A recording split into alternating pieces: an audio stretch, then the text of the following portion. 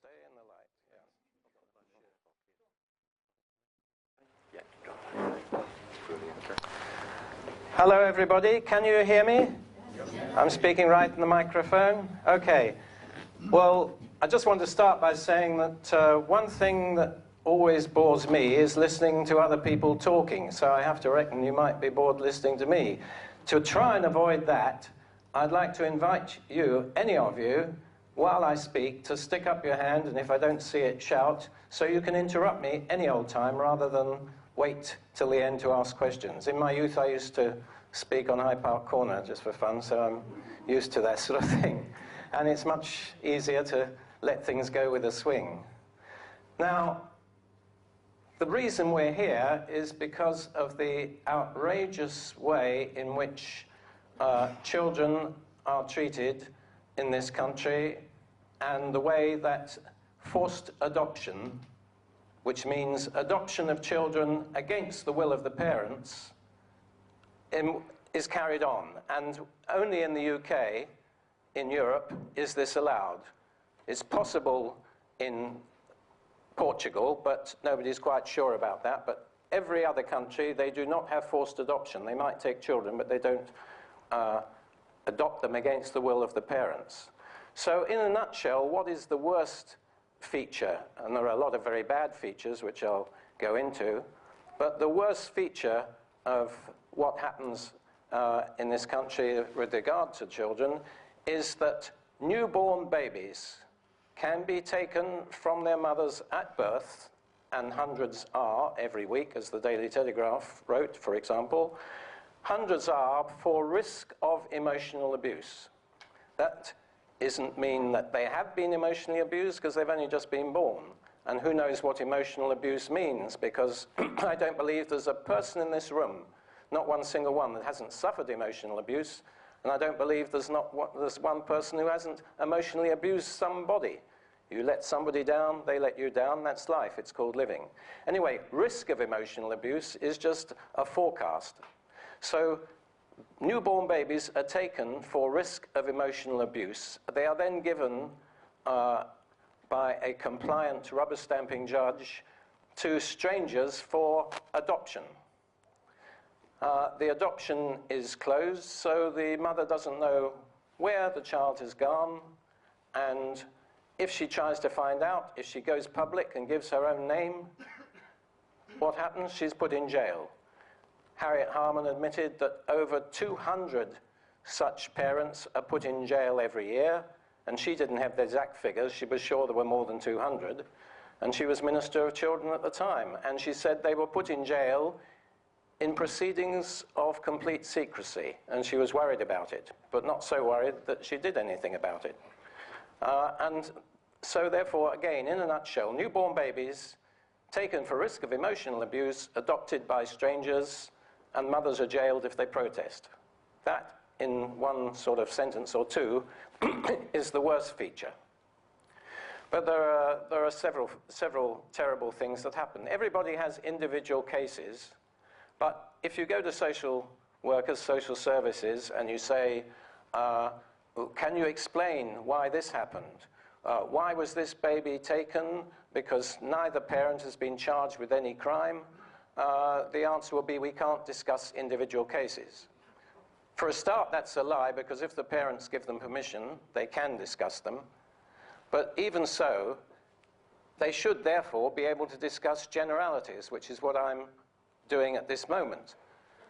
Because generally speaking, why should the only courts in the country be secret? The family courts. Now, the terrible error which opponents like myself make when they call for the opening up of the family courts, it's an error to do that, because the reply always is, well, would you like all your family affairs put about in public? They ask that question to a lot of children, and of course they get the answer, no, we wouldn't. But if instead of that, they ask the question, if a child is taken from its mother, do you think the mother should be jailed for revealing her name and protesting? And they'd certainly answer no to that.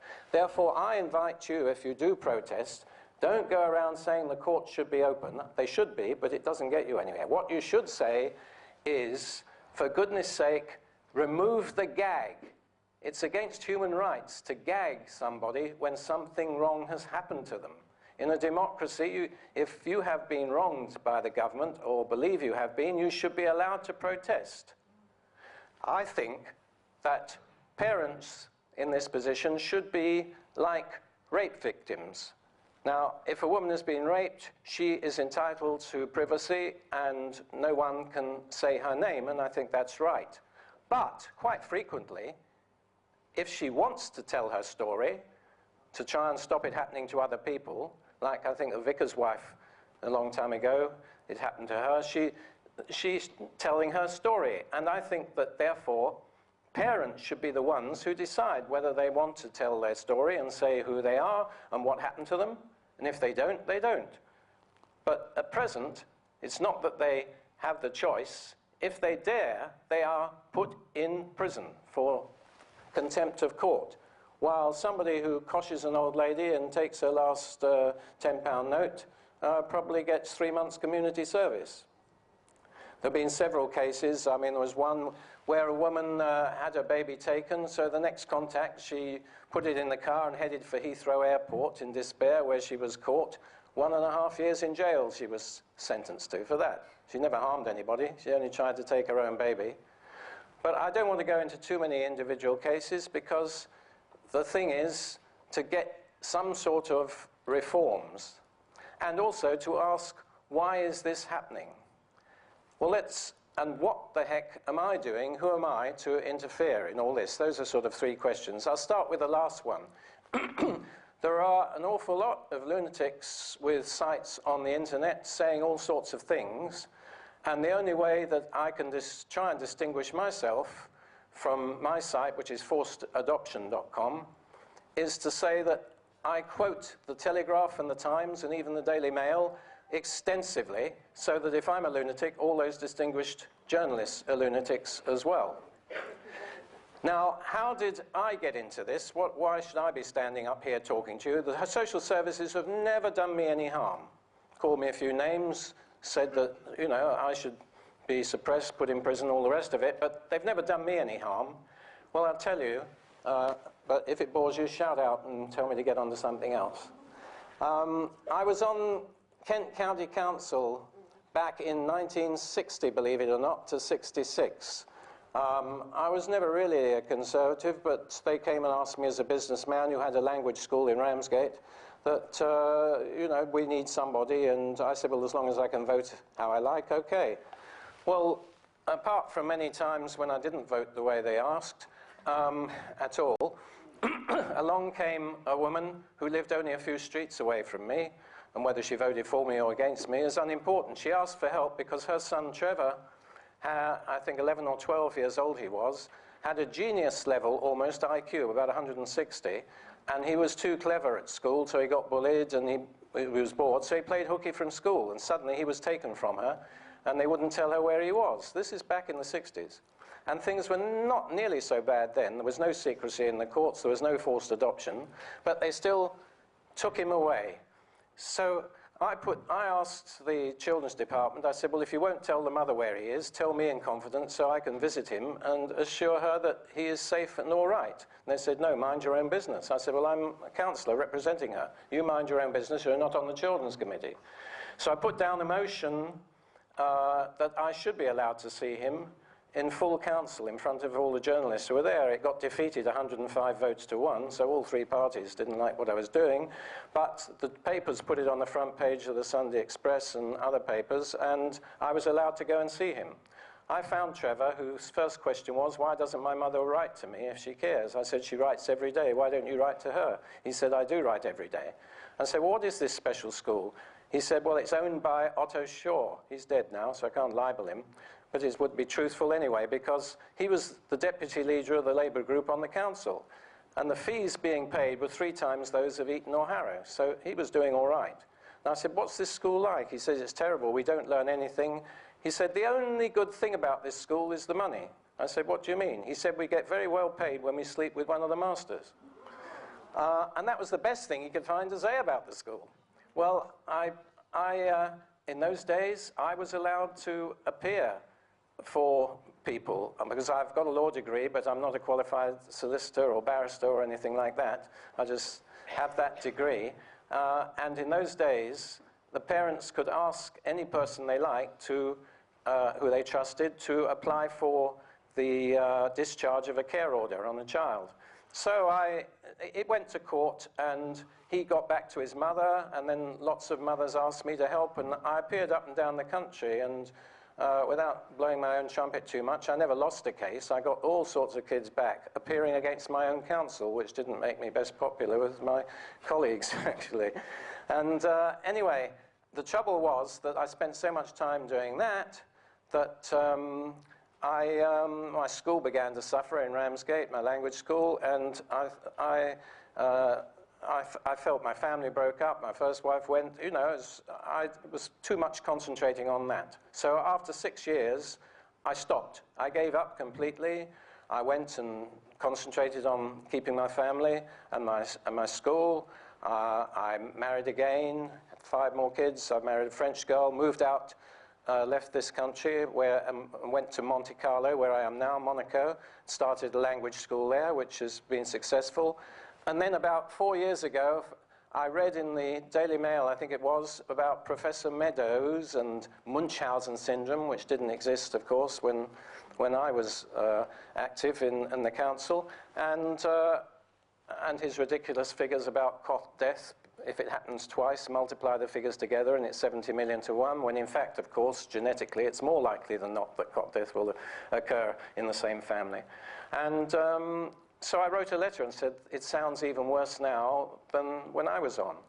Well, as a result of that letter, I got about 40 or 50 people writing via the mail to me, and now the situation is different. I'm not Bill Gates, but I'm in a comfortable sort of position with my business in Monaco, and so I began to concentrate again, built a website. I get 1 or 2 new calls every day, nearly, at least 1 a day. That's more than 300 a year, plus following all the old ones up. I must have had a few thousand people, and the only way I can advise you, and I will advise anybody, because even if the parents are at fault, everyone deserves to be advised, even wrongly, sometimes if it's by me. But anyway, I will advise anyone, but I just say, that's the situation, tell me the facts, that is what I think you should do, and then forget about it till they ring me again, and then they tell me the facts again in the new situation, if the situation's changed. So that's how I got into it. Now, why has it happened? Why has it evolved the way it has? A judge will often say to parents in court, they'll say to a poor mother who wants her child back, do you really think that we in the state are in a conspiracy to take your child? So you say, yes, it seems like it, and it sounds like she's off her head, or they try and make it like that. Well, I'll tell you, there is no conspiracy. There's no need. Everybody is on a nice little earner, which is built up by itself, the way that bureaucracies do. It begins small. So, I mean, for example, the fosterers, and there's some very good foster parents, but a lot of fosterers are very reluctant to see the children go back to the parents. Why? Because they get paid. There's an advert in the paper somebody sent me just now for $20,000 a year per child. You've got 5 children you take in as fosterers, you've got $100,000 a year, tax-free, because most of it, because it's an allowance. Yeah. Most of it. And so therefore, I'm not against foster parents. There are some very good ones. What about the social workers themselves? Well, they get stars and promotions if they reach their adoption targets. Agreed, up till 2 years ago, there were millions of pounds, which I listed on my website, given to the councils for fulfilling their adoption targets. There was such a fuss about this, adopting people just to get the money, that the targets were abolished officially, the money target. But the targets still exist. The instruction from Tony Blair, the Prime Minister at the time, to increase adoptions by 40% in so much time, that still exists, and they still go for adoptions. And you may say, well, these social workers, they believe what they're doing is the right thing. I think they do. Most of them, they do think that what they're doing is the right thing. But then I honestly believe that the camp guards at Auschwitz and Buchenwald, they thought they were doing the right thing. They bloody weren't, of course, but they thought they'd been indoctrinated, and it's the same way with social workers. They think that when they take children away, that they can make better arrangements than the parents for looking after them. And therefore, you know, they do all right. The barristers, well, I was telling someone I was talking to just before this talk that I was waiting outside in the corridor in the Royal Courts of Justice, helping somebody, and the court case before ours ran on. So we had to wait about 5 hours before it was free.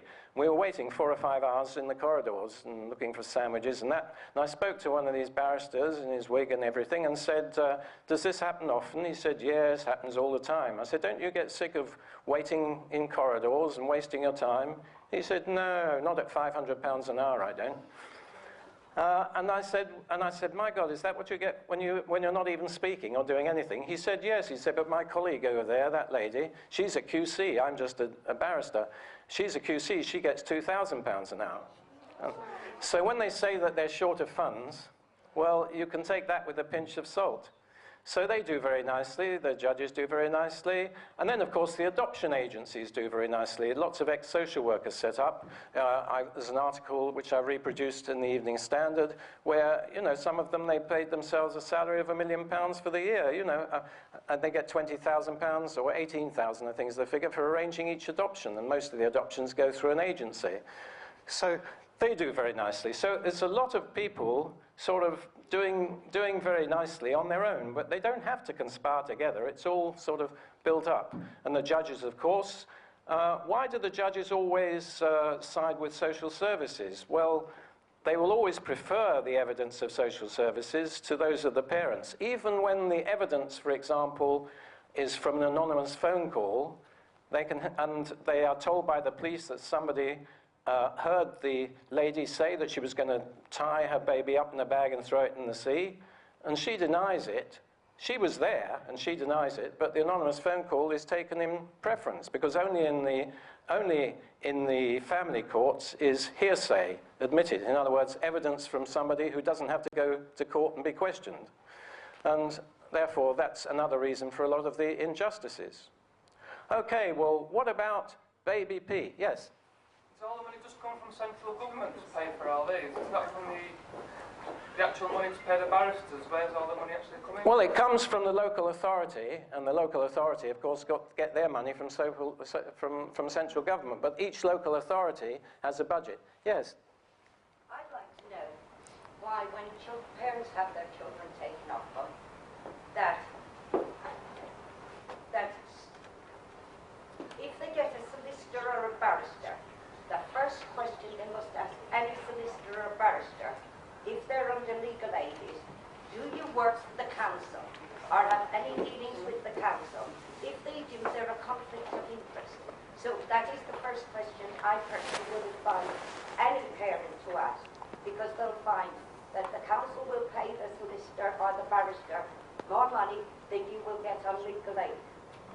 Yes. That's something I came across just lately. Well, in fact, of course, as I say on my site, the family lawyers are, you know, in cahoots with the local authority because they get a lot of work from them. And even if they are not working with that local authority, if they're working for another local authority, they don't want to fall foul of them. Therefore, but other barristers, believe me, they're known in the trade, the family court barristers, they're known as professional losers because they always lose. They are told by... They tell the parents, go along with social services. You can't fight them. If you go along with everything they say, everything will be all right. That is the worst advice anyone can make. Yes? I've got a comparison for you. You used to talk about looking after children. Now, yes, thank you. Hello, yeah. Talking about looking after children and the difference in the pay structure before the court and one thing or another. Carers who give up full-time jobs to care full-time have to prove they do a 35 hours care to get the carers allowance. I know a family, just before he retired, who was paid £48. He looked after an 8-year-old, sorry. Just slightly away from you. Yeah, Well, I think I've got to deal with that. It's okay, we can pick it up. Oh, okay.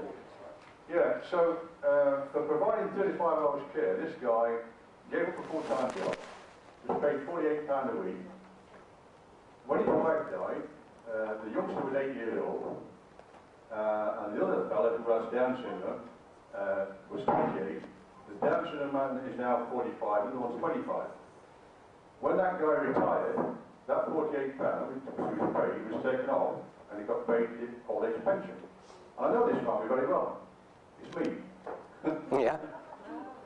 So your point being that not all carers are overpaid, right? Well, that's true. That's true. They're not all, but you can see these adverts at £400 a week. He was unlucky if he only got 48. No. Sorry, at the back there. I'm sorry. I'd just like to make a point about what the lady said. My advice to anybody is to travel at least 50 miles away from where they actually live and seek legal aid or legal advice. Their preference to be anywhere within 25 miles of the local authorities of where they're actually living. Well, I agree with that, but I want to now give some indication to any of you who might be concerned how you should proceed if you're in a court case. The best thing you can do is to represent yourself because you know your case. Not everybody can do that, but you're allowed to bring a Mackenzie friend who can help you. Strictly speaking, a Mackenzie friend is not allowed to speak, but it's quite often the judges will allow him to speak because any barrister or solicitor, time and again, they will tell the parent, don't worry, you don't even have to come to court, or if you do come to court, we'll speak for you, so don't be nervous, you won't have to speak. And they find that they've done a deal with the other side, and you've lost your child without being allowed to say a word. Therefore, if you do have a solicitor or barrister, or, well, you would have both normally, for goodness sake, sack them if they don't promise to ask one simple question to you, and that is this. Please ask me in court, as a witness under oath, please ask me, have you anything you would like to say to the court? So that opens the door, at least for the parents, to say what's on their mind, to point out the inconsistencies, if there are any, in the social worker's case. But a barrister who says, no, you're not allowed to talk, should be sacked immediately, and you can sack them straight away, even in the court itself. You're not obliged to put up with that. Yes? What you're talking about here, we didn't know about it at the beginning. We're talking here in retrospect of what has happened. Well, that's why I'm telling you now, in case any of you run into it in the future. Some of us poor people have already suffered from SS. Yeah. We refer to them as the SS in future. Yeah, they are referred to as the SS on my site consistently, I promise you. Yes, there, lady in orange. If you do sack your solicitor, well, they're really difficult to sack because I tried that with mine and he was still claiming legal aid a year later. You have to download Form N36 on my site. It shows you. Send a copy of that recorded delivery to the solicitor and to the courts, and he's out. Won't get any more. Yeah. Can I just ask? Yes. When you say we should represent ourselves in court, isn't there a problem with the law itself in the sense of capital letter fiction? And we have to. I can't see who's asking the question. Sorry. Oh, okay. Right. Isn't there a problem with the law itself and capital letter fiction, so that we mustn't give the courts authority over us? And I'm a bit confused of how, you know what I mean, don't you? Yeah, there's nothing to stop you representing yourself, whatever. The point is this, you're called a litigant in person, and that is specifically allowed for in British law and the law in most other countries. Now, if you were arguing about a libel case, a tax case, a fraud case, or a criminal case, you'd be a bit lost. You'd have to know all about previous cases and all the rest of it. But as all the cases in family law are secret anyway, you know, you don't really have to know anything about law. You have to show that you are a good mum and that anyone else would be worse and shouldn't have your children. Well, that is not something that you need to know much legal stuff about. Yes, back. You kindly start saying fathers as well, because a lot of people that are married, they are married to bad women. and the fathers then will want custody. But because they're legally married, it is harder, and it doesn't matter how bad the mother is. The children always go to the other side of the family. Now, we've also got another law that's come in. It's called special guardianship. Yeah. And the special guardianship is actually worse than adoption, worse than fostering, and worse than putting children into care. Yes, I agree that, of course, fathers are just as much concerned as mothers. The only basic difference between the father and mother is it's the mother who actually gives birth. That doesn't mean that she's always the right person. But I can't get involved in custody disputes as well because I can't meet the father, the mother, and work anything out. What I do get involved in is when children are taken. And of course, for babies taken at birth, it's taken from the mother because the mother's lying in bed there and the father isn't, you know, because they take it when the father's away. But I mean, I'm not anti-father. I'm one myself. I've got 7 kids, 2 by first marriage, 5 by second. And we only wanted 4, but the last 2 were twins, and I couldn't put one back. But there we are. So I mean, as a father, I'm very much, you know, I sympathise with the father's rights, and you know, when they climb up in Batman's mask and all the rest, I think they're justified. But nevertheless, it's principally mothers that I help because it's the cases I get most involved in are when just after the child's born, when it's a baby. When these experts make a prediction, they say, not you have harmed your child, but we think that one day you will harm your child. That's like arresting somebody looking in a shop window saying, I think you're going to go inside and pinch something. It's the same thing, you know, and so I get more involved with mothers, and it's more often that mothers write to me, but it's not, if a father phones me, it's just the same attention from me as a mother, I assure you. And the other thing is, as soon as anybody loses a case in the court, they have the right to appeal there and then. Exact. And that is what we're just finding out now. But we find, I grew up in care. I helped Bruce Arnold write the Irish Gulag. So I spent 11 years doing child abuse, the child law. I sent you some stuff on the questionnaire. But I cannot understand in this day and age, if parents are so bad to have their children taken off them, why no parents are getting charged. So they're getting charged with crime by losing their children without actually committing a crime. This is completely true. I mean, this is why we're on the platform we are now. They are not charged with crimes. Most of the children who are taken, they're not. You see, what about, I've been waiting for somebody to say, but they haven't, what about Baby P? What about Victoria Climby? What about that child who was starved to death? What about poor social workers who say, damned if we do and damned if we don't? Well, the answer to that is this.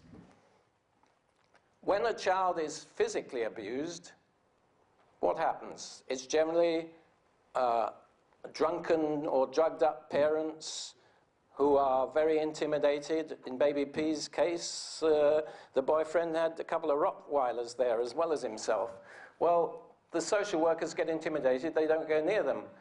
Such a baby as Baby P is not fit for adoption anyway. They don't want physically abused children because nobody wants to adopt them. They want nice, bright, blue-eyed, blonde children preferably who are suitable for adoption and they can meet their targets. Therefore, they concentrate very much, and this is why I help probably more mothers than fathers, on single mothers because they're more vulnerable. If they do have a partner, the social workers do their best to split them up. They'll say you have to have 2 separate solicitors, and then the 2 solicitors slang each other instead of slanging the social services. So this is the terrible thing about it, that they are damned if they leave physically injured children to die, and they are damned for taking children they should never have taken in the first place because nobody's committed any crime against them. You can't imagine, for example, that Baby P's mother, if it had been taken, would have gone to court crying, saying, give me my darling baby back. She wouldn't have gone near a court, neither would he. Such people who ill-treat children in this way don't go near courts. The sort of parents who go to the family courts are parents who are desperate, who love their children in general and want to get them back. They wouldn't go through grueling cross-examination from nasty barristers acting for the social services if they didn't really love their children and want them back. Therefore, it's reasonable, any reasonable person would think, well, surely most of these people are justified and most of them should win. You know, not all of them, but 80 or 90% surely. In fact, it's the reverse. Probably 99% lose. The only ones that ever win that I know about are the ones who represent themselves. And that's why, you know, even if you know nothing about the law, well, you know, animals look after their young. They don't need instructions. Yes, at the back. I'd like to make the point, sorry. I'm fed up of social workers saying that they're damned if they do and they're damned if they don't. That's just what I said, yeah. Isn't that the same for parents going to a family court? You're damned if you cooperate and you're damned if you don't. They will take your children anyway. And for those that aren't aware of the forced adoption industry, I just want to make the point that some of these children are removed. There's been one case before the mother's even delivered the placenta. That's right, in Scotland, yeah. And also, while the baby was still in the birthing pool, and what's important is these children are being denied their basic human rights to breast milk. Yeah, and they are. This is another thing, you know. But the trouble is, as you say, people don't know till it's happened to them. You're quite right about breastfeeding. Judge Mumby, who's one of the more humane judges, ruled very firmly that every mother was entitled to breastfeed until she'd been charged with a crime, at least. And they disregard that. You see, they disregard any laws they want, and they're allowed to do so. Now, I hate criticism without proposing solutions, so, but I saw the hand go up. Yeah. My niece is in the process of adopting a child, and so what I'd like to know is, they're hoping to adopt a 3 or 4-year-old. How do we know about the background of that child? How would she know? Would she be told the truth about the background of that child? Well, the word truth and the word social worker don't go very well together, I'm afraid. You know, in their training, if you talk to a friendly one, they are taught to lie. They are taught to lie for the good of the child. They believe they are lying for the good of the child, so they probably won't tell you. Now, I think adoption, let me be quite clear, is a wonderful thing, providing it is completely and truthfully voluntary. But I think it's a dreadful crime if it's not. Certainly a closed adoption where nobody knows where the child's going or whether it's alive or dead for the rest of its life. Now, in your case, I think you've got to say, can I meet the birth parents? And then you can ask them, are you quite happy for me to adopt your child? That's what I would advise you to do. Yes, the man up there, yeah. Neil from Preston. I was labouring under the misapprehension, maybe, that the majority of children stolen go into or are taken into care homes. What proportion of children are taken into care homes as opposed to being fostered? A smaller proportion. I don't know the exact percentages. I've probably got it in my book somewhere. But care homes, as such, are generally for the ones that run away from the fosterers and go back to their parents, so they put them in confined spaces, these care homes, such as the one that I talked about earlier. There is the case on my... I'll come to you in a minute, but I must tell you about the case. I don't want to discuss too many individual cases because you get bogged down and hard cases make hard law. But of Becky, which was on television, and this girl was put into a children's home and ruled by 2 or 3 social workers, and she...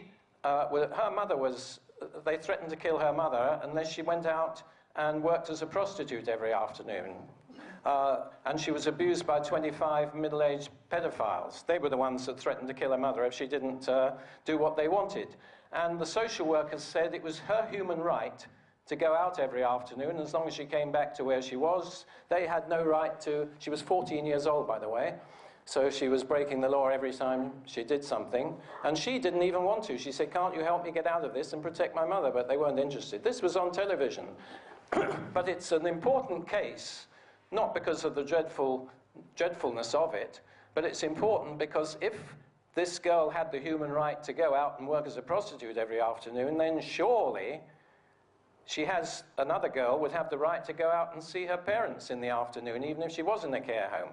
But often when they do that, they're brought back in handcuffs because they didn't work as a prostitute. They only went to see their parents. Yes, the man with the hat. I'd just like to make a point about the children that they were kidnapped and stolen and sent to the colonies in the 1940s, 50s and 60s. There was over 100,000 children. And it was very contentious in Australia, and very, very contentious in Canada and New Zealand. And I met one of the victims in a pub in Oxford about 10 years ago.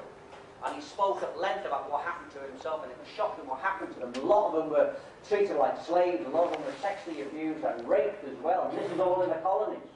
And this particular chap, he had an A4 size sheet of paper, he was going like this: I'm not blaming the British government, I'm not blaming the British people, I'm not even blaming the Queen of England. I said, thank you very much for that, sir. And then he just seemed to walk out of the pub. He's actually writing a book about it. It's very, very contentious about what happened to these children in Australia. I think the government in Australia recently finally got round to apologising to them. And even Gordon Brown, I think, got up and apologised about it. I think he said he would, but I don't know if he actually did it. But I mean, it's very easy to apologise for the slave trade. Well, none of us were alive when it happened, so I don't feel the slightest bit responsible for it. So don't need the need to apologise. I just say it was a dreadful thing. But child trafficking is as old as time. That's what they were doing. Yeah. Well, it was, yeah. Sorry, the man there. You just mentioned the slave trade. Yeah. The slave trade hasn't finished. No, it's... Just a minute. You've got the sex slave trade now. Yeah. You mentioned that these kids being sent out at 14 years of age. It's still happening, so for goodness sakes, I mean, oh, yes, it's... I'm sitting here, it's really... I'm welling up, and I mean, I didn't know 3 parts of what you're talking about. No, well, it's... I thought my situation was bad enough, but crikey, me. Oh, yes, no, I mean, it's still there. It's under a different guise, that's all. But now, yes, the lady there. Jean Robinson, Association Yes. for Improvements in Return for Yes, Services. yes, I know you. This is not, a huge amount of this is not about child protection. I remember talking to a drugs worker who deals with pregnant women and said they are not taking the babies who are born addicted. They're taking, you know, they don't want those, they're taking the ones whose mothers have got off drugs, and we had just such a case. So it's about acquiring the right kind of kids for the adoption market. And incidentally, I'm an adoptive mother, as well as a mother of homegrown, as it were, and if we had, this was a child that the mother planned to be adopted, wanted to be adopted during pregnancy. But I thought we had acquired our wonderful child in the way I have seen children taking, I would not sleep at night. It's like Argentina. And I spoke to a woman who came from a Holocaust family, and she said, in Europe, and she said, what they are doing is redistributive eugenics. And one of the things about the Munchausen by proxy stuff, which they then dropped and moved on to personality disorder when Munchausen by proxy became too hot for the courts to take on, is that it enabled them to acquire nice middle-class children whose mothers have been very well fed, well educated, good IQ, and so on and so forth. But of course it had the benefit to us of bringing in a lot of very well-educated, well-connected families who would then put up a much better fight than people who did not have the level of education and social connection. But don't believe this is about protecting children. Just look, we have a department of children, schools, and families. What comes at the end of the list?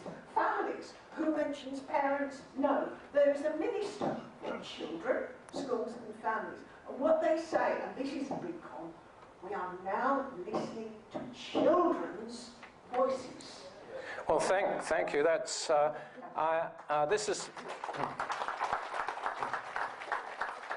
this association of which Jean Robinson is there, does terrific work, and thank you very much for your contribution and the work you've done. I've seen you on this morning, I think, in television, and good luck to you, and we're working for the same thing and from different directions. The lady at the back, then I want to talk about reform.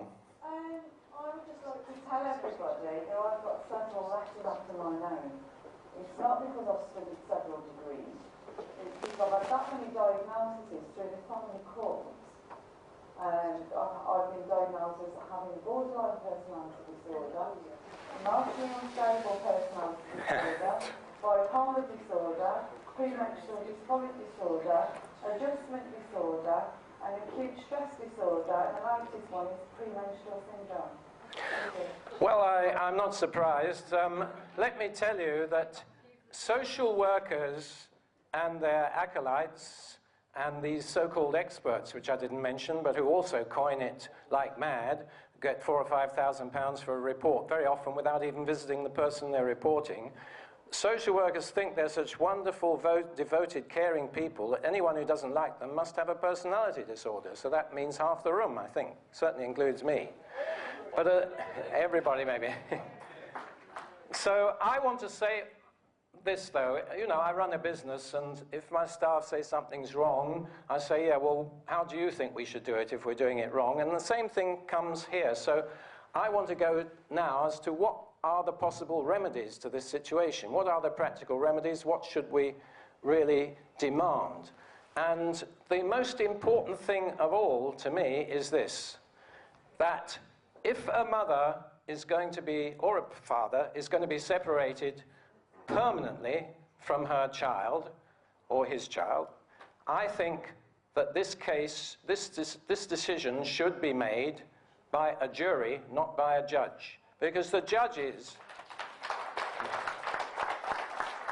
this one change would probably cure 90% of the problems, because a jury would never take a baby away for risk of emotional abuse or risk of anything. They'd want to see that the parent had committed some crime, had done something bad to the child before they even thought about it. It's been told, well, a jury wouldn't understand. A jury is for civil cases, is not for civil cases, it should be criminal. Well, that's not true. They decide complicated libel cases and tax cases and things like that. Of course they could do it.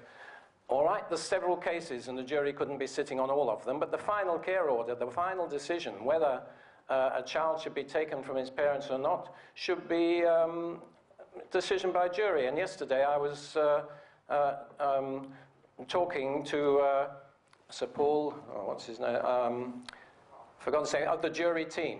Anyway, at his flat looking over the embankment. And he's very much for juries on everything and referendums, and he agreed that this one simple reform would do an awful lot. The second reform, of course, is to remove the gag. Now, I say again and again, the terrible mistake that a lot of you people make when you're crying out for reform is to say, open up the courts, open up the courts, open the family courts. And you get the retort, do you really think families should have all their private affairs put over in public? It's the wrong cry, open up the courts. What you should say is, in a democracy, remove the gag from parents. Don't put the gag in their mouth and arrest them and jail them if they talk. Like I said at the beginning, it's a diversion to say open the courts, because it's too easy for them to reply. These are confidential matters, the children can suffer. Well, as I said right at the beginning, and I'm repeating it again, parents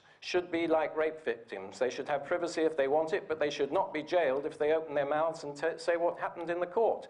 This is the second big reform. Yeah? I personally wouldn't have... Sorry, where's my book that I had on there? My business being made public, as I've actually got nothing to hide. Social services, courts, judges, etc. They don't want it out in public, because these people obviously have got something to hide. Well, exactly. I mean, the way that family courts proceed, you know, is a disgrace. Their people are completely railroaded. They are discouraged from calling witnesses. Time and again, the barristers and solicitors will tell a parent after their child's been taken, the parent will say, "Can I appeal?" "No, it's impossible for you to appeal." They are told time and time again, and it's a direct lie. Those lawyers would be struck off, because there is no court in the land, no lower court, no court of first instance from which an appeal does not exist. That's what an appeal court's for. Yes, at the back. I'd just like to say about the lady over here, she's already pregnant, and if she's got so many letters after her name, I would advise her to have her baby at home with people that she could really trust, or go to another part of the country to have it, because they're obviously going to come and take it away from her. You've almost got there, but I would advise people to... Yeah, well done. But I have advised many parents to actually leave the country. I've helped them, you know. In certain circumstances, I've refunded their travel expenses to Ireland, where you don't need a passport, or to North Cyprus, where even if you've robbed a bank, they can't get at you. Ireland is starting to bring the children back. I sent a letter on to Teresa Cooper's website. They've now got an agreement. And you will need a passport if you go on the plane, and they're bringing passports in for the ships as well. I know, because we were on a demonstration a fortnight ago over in Ireland. Well, so far, any parent that I've helped has managed to get over, not on a plane, of course, on the ferry. And I haven't had one turn back yet, and I've helped quite a few to get there. I mean, it's not safe. If you go to Ireland, you must go before any court proceedings have been issued. Otherwise, under the Hague Convention, they can take the child back. Yes, the lady over there. Oh, thanks. This happened to a woman who took her children to France. And one day, she lived there for, I think, about 2 years, and there was a knock on the door, and the French social services were there, and they said, "We want to speak to you, we'll look after the children while you come with us." She went with them, and when she got back, there were no children there, and the British social services had been over and taken them away. Well, I don't know that story, but... Brian knows it, I'm sure he knows it. I mean, under the Hague Convention, if you take a child illegally from Britain to any other European country, that other country is obliged to return the child sooner or later, even if it is 2 years later. So maybe that's what happened. And I'm not saying that's a good thing, I'm just saying what the law is. But that's why, if you're going to take a child illegally, go to North Cyprus. If you're going to take them legally, then you're safe enough in Ireland. Yeah. Or France. Or Spain. Can I just say, I've got a disabled son, so it's a slightly different situation, but I've been fighting social services for over 16 years. I live in Cambridgeshire. Yeah. One thing that I'm going through the courts, and I've had solicitors just completely side with council and everything really horrendous. But one thing that we've decided to do, a very, very small group of us, mainly single parents actually, but what we've decided to do is start an organisation which we call Disability Action, and the social services authorities don't know who actually belongs to it because we have an administrator. And what we've decided to do is say to people, if you want meetings, give us a ring and we'll do the meetings on Skype and be there, and we write to social services saying, if you would like to come, you're most welcome to, but please be informed that all meetings will be recorded and monitored for training purposes. Yeah. Another fresh social worker who doesn't know the situation, so you say the same thing to them, you know. So if we in this room could maybe, you know, get an organisation and at least have 1 or 2 people, you know, in the room with us by hook or by crook, any means necessary, those social workers are going to start to get really, really worried. Yeah, I just want to get on to then how to deal with social workers, and you've got to think first. Now, is a social worker who is threatening to take your child your friend or your enemy? Well, most people will say they are enemy. Therefore, you must look at them as your enemy. Therefore, when they tell you to do something, you must be very polite, very friendly with them, and then apologize for not doing whatever it is they ask you to do. Because anything they do ask you to do is not designed to help you. It is designed to help them win their case against you. What they want to do once proceedings are started is to win their case. They're not interested in the child. They want to win, because if they did lose, it would be a pretty black mark. Therefore, when lawyers say, go along, be assessed for this, be assessed for that, well, my advice is, if you're going to have an assessment, look on my site and get some assessor who's parent assessor or psychiatrist who's friendly to parents, or someone who's recommended by somebody else. But remember that social workers, and this is difficult for people who've never met them until they get into trouble to believe, the thing is, they have no authority over you whatever. Please remember this. If they say this, we've got to do this, you've got to do this, we're taking your child, they have no authority. If I told any of you to go outside and sing God Save the Queen in the street, you wouldn't do it. You'd think I was a loony. Well, you know, that they have no more authority over you than I have. But people tend to just sort of think, oh, we must do what we're told. And the terrible thing is that by going along with social services, you get assessed by somebody who regularly appears in court for social services and is expected to give an adverse report on the parents. If they don't give an adverse report on the parents, they don't get any work again. Yes, the gentleman with the beard there. I think I'll be all right. There is a movement at the moment called Lawful Rebellion, and one of the things we've noticed is that police forces, the courts, the councils, they're all listed as commercial corporations under Dun & Bradstreet. Now, there is, somebody briefly mentioned this idea, there's a difference between corporate law, otherwise statute law, and common law. Now, this is very much work ongoing, but I would imagine that if you stand under common law jurisdiction, you can tell them who are there under statute law, basically, to politely go away, I'm not entering into your jurisdiction. Now, there's a lot we've got to do as regards research here, but I do believe that this might be a key to help. The trouble is, you know, that what the law is, and then what happens, how they administrate it, is a different thing. Now, I do want to, before I take any more questions, just go into this, how things need to be reformed, because I've only got as far as two. One is, the most important, is to have a jury.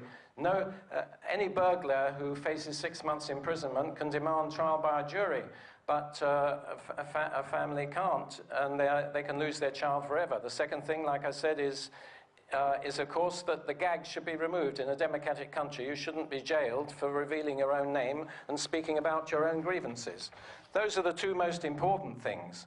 But there are other things. For a start, children should not be taken away for risk, because who can assess the risk?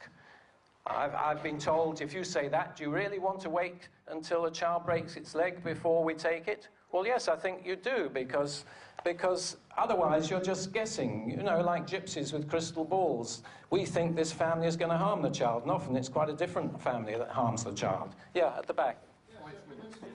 Okay. Sorry, what was the question? How many gypsy children have ever been taken? Well, they steer clear. Funnily enough, the answer to that is that I had a mother who was married to a gypsy, and the police said to her, we're coming for your child, and please don't let us come to a gypsy camp, or we won't be able to do it, you know. Well, and she asked, what should I do? I said, go to the gypsy camp and stay there, you know. And that is the case, but I mustn't take any more questions, because I've got 5 minutes to go. One more thing, just one more thing. I just want to question that grieves me so much. How did a system that was set up to do good do so much evil that all these people up here? Tell me that. It's the law of unintended consequences. You know, laws get passed for one thing and have a completely opposite effect. And when people are out for their careers, any bureaucracy grows and grows. It takes more and more power, and that's what happened with social services. But I do want to get onto the things that need reforming. Yeah. Because we've got a communist government in charge of this country, and they've been implementing a communist agenda for the last 50 years.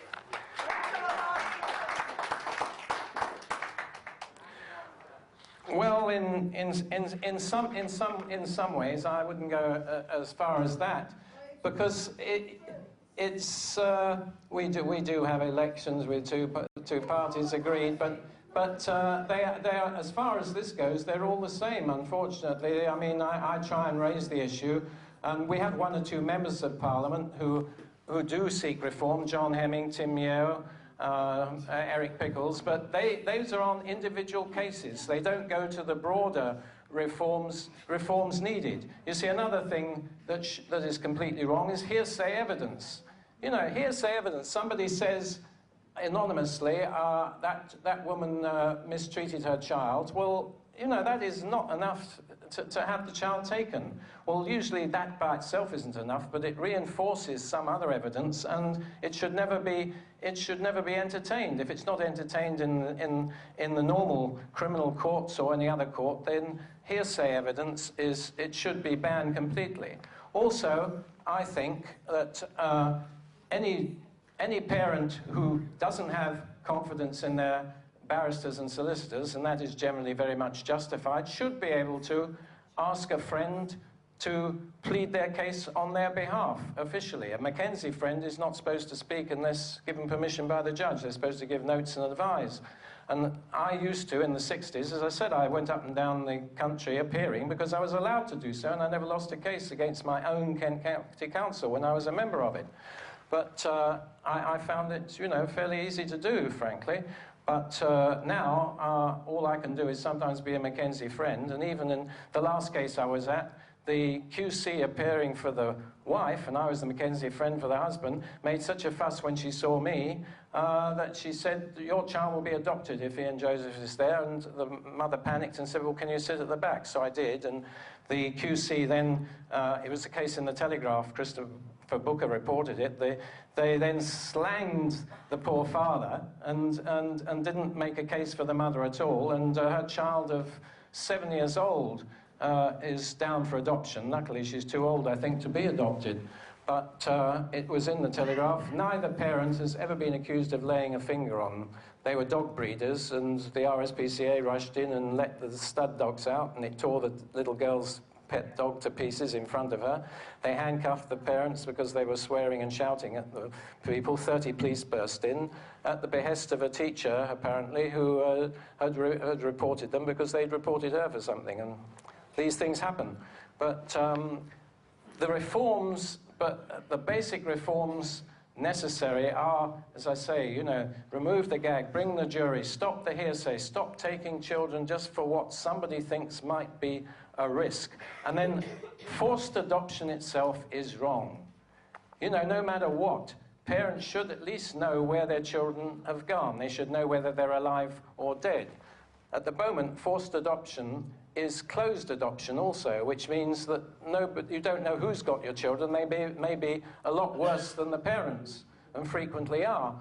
But when they're reported for ill-treating children, the police generally don't take any notice. They'll take a mother who's slapped her child in exasperation and a small bruise is there, and then that child's put with first with foster parents and then maybe with adoptive parents, and whatever the injury is, if the mother reports it, she's just being told she's making trouble and she's making it up because she was cross because her child was taken, and that's a terrible thing. Yes, lady in white there. Is there any protection at all from the European Court of Human Rights in this issue? Unfortunately, it takes a long time. So when there's adoption, the case of PC&S against the United Kingdom, the baby was taken at birth from a mother who had never been accused of any crime, who had been in America, got out of an unfortunate marriage there where the husband was abusive, married again in England, and as soon as she had a baby with a new father, it was taken. That went to the European courts. The UK was found guilty of abuse of human rights and was fined quite a large amount, but they couldn't upset the adoption, which had already gone through. They take so long that and once an adoption is through, no one can upset it at all, unfortunately. It just can't be done. Surely there's some sort of laws for the people of the country for the right to family or the right to, you know, certain things. Surely the laws in this country should be questioned by the European Court of Human Rights. They should. They're inhumane. They should be indeed, but the bureaucracy is mighty slow. I mean, everybody has the right under various articles of the human rights, I think it's 8, to an undisturbed family life, but they make the excuse that that it's necessary to disturb them for the good of the child, etc., etc. We have freedom of speech. And yet this is the other thing I didn't touch on, and I must mention, another reform is necessary, is that when a child is taken and the parents have access to that child, they should not be censored and told what they can say and what they can't say. At the moment, the parents nearly always have to sign an undertaking that when they have contact with the child, they are not allowed to mention the fact that they love them and miss them, and certainly not the matter, and certainly not that they're fighting in court to get them back. So the child is often told, your mother doesn't love you anymore. One case I had even was that the child was told, your mother has a new baby, she doesn't need you. You know, terrible things. Yeah. So how do we bring about the change? How do we bring about the change? You have to persuade the politicians, and this is there's only one way. You can't do it without passing new laws. I wish you could. But if you just had those two things, the two crucial things, and the other reforms would follow, the juries would never take children away for the same reason. The judges, some of them, even the good judges, and there aren't very many of them, they're frightened to overrule social services in case something goes wrong and they're castigated. A jury is not worried by such things, and removing the gag. Yes, there. Okay, last question. This lady there.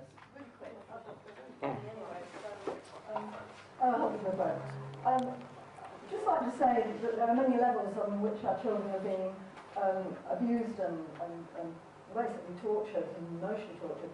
And it can go right the way down to, you know, the poisoning that's going on through the guise of helping and protecting, like the vaccinations, and also mercury that actually released from dental fillings and passes down generations.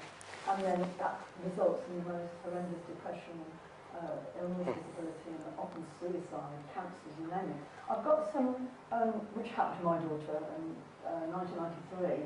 So in a way, I've had my daughter taken away from me, but slightly different circumstances. But I've been a health research for 7 years now because we have to get in our own power here. And I've got some sheets by Albert's T-shirts, if I can do a little plug for the T-shirts and Albert. Yeah. And what they have, it's a self-empowerment website compilation that I've come across over the past few years. I keep adding to them. Yeah. And at the top is about the laws of the land and the corporate laws. Well, I'm sure those who are interested will contact you in the lunch hour, because I've been told I've got to wind up now. But they'll get together on this. Yeah, I mean, but I do want to just talk about this contact, because contact is so important.